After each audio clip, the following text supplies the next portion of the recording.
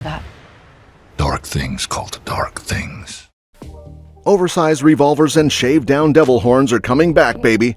Mike Mignola's Hellboy and its myriad spin-offs are up there as my favorite comics of all time. The mix of gothic, cosmic, and monster horror with a helping of gallows humor works for me, so I'm glad that the Hellboy franchise is back with its fourth movie, Hellboy the Crooked Man. The cinematic journey of this Dark Horse Comics character, created by Mike Mignola, has been quite active but also a bit mixed. Given Hellboy's popularity and status as one of the most beloved comic book heroes, it makes sense to keep making movies about him. With a bunch of sources of stories and characters to draw from, there's no shortage of material for adaptation. Mignola's original comics skillfully blend action, comedy, and horror, providing plenty of tones to explore in a feature film, but Hollywood has not been able to capitalize on it yet.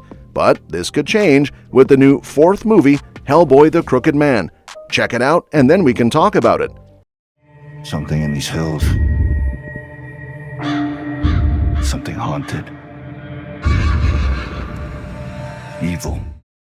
Now let me give you some background on it. The Crooked Man was a 3-issue storyline by Mignola and artist Richard Corbin from 2008. It's set during one of Hellboy's early missions with the Bureau of Paranormal Research and Defense.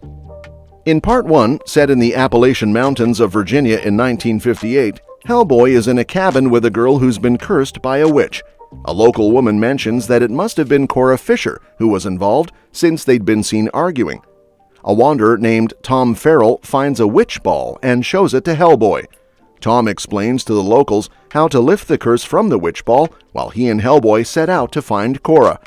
Tom mentions he wants to stop by and see his parents first, but he's told that his mother has passed away and his father hasn't been seen since he left town. As they make their way, Tom tells Hellboy he's been away for 20 years but felt it was time to come back home. Hellboy mentions he's just passing through. During their conversation, Tom says that the devil can't enter a church, so Hellboy can't be the devil. He also notes that Hellboy doesn't look like the devil at all. They arrive at Cora's cabin, where Tom finds several witch balls, a Bible with pages scratched out, and a large bug trapped in a bottle hidden in the floor. Tom hears a voice calling him and realizes that the bug is Cora's demon familiar. Hellboy then spots an empty human skin on the bed. They decide to wait for Cora to come back for her skin. Hellboy asks Tom about his encounter with the devil. Tom explains that it happened when he was just 15. A girl named Effie Kolb persuaded him to become a witch, and he made a pact with the Crooked Man, a deceased local who served the devil. Tom fled but kept a lucky cat bone from the pact, which he carried with him while serving in the Pacific. The bone protected him, but he never used it to harm anyone. A raccoon then enters the cabin and crawls into Cora's skin, transforming back into the girl. Cora admits she became a witch out of desperation and regrets it. At that moment, Effie arrives on a worn-out horse, telling them the Crooked Man wants Cora back and knows Tom has returned. She gives Tom the horse, then flies off. When Tom removes the horse's bit, it turns back into his father and dies.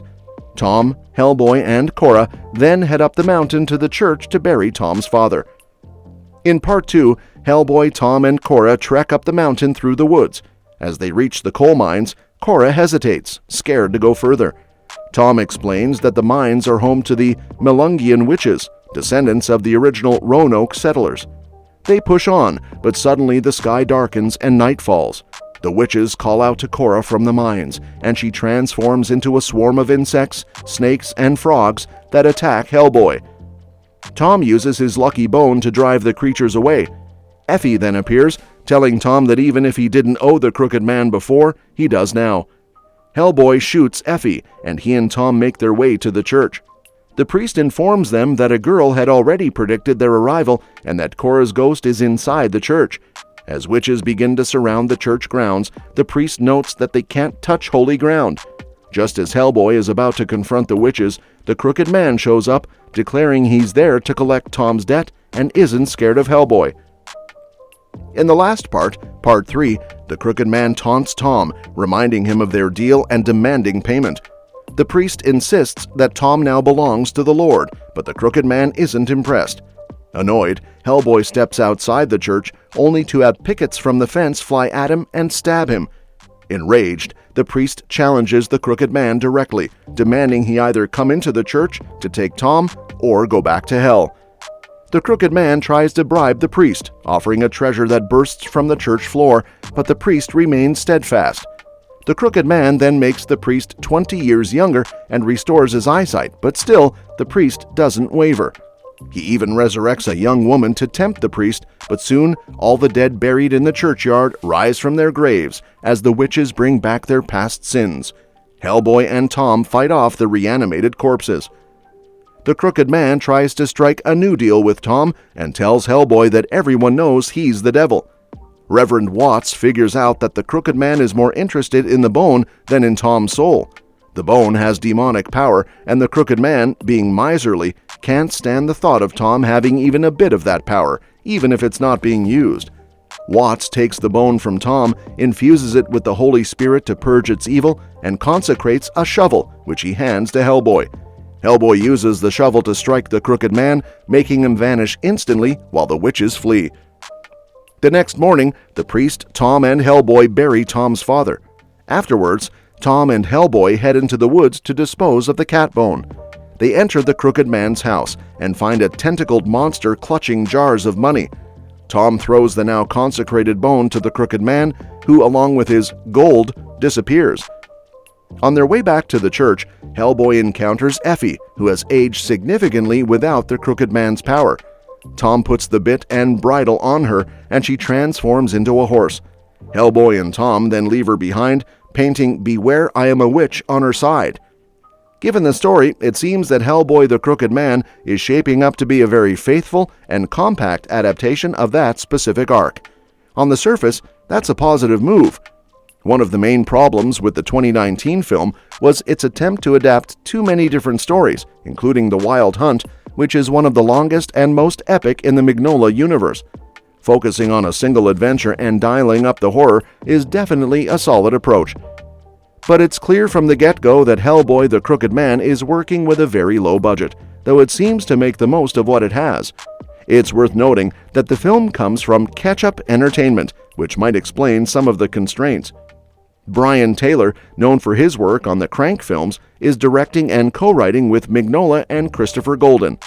Jack Kesey, who had a brief role as Black Tom Cassidy in Deadpool 2, plays Hellboy, but his portrayal feels a bit unfinished.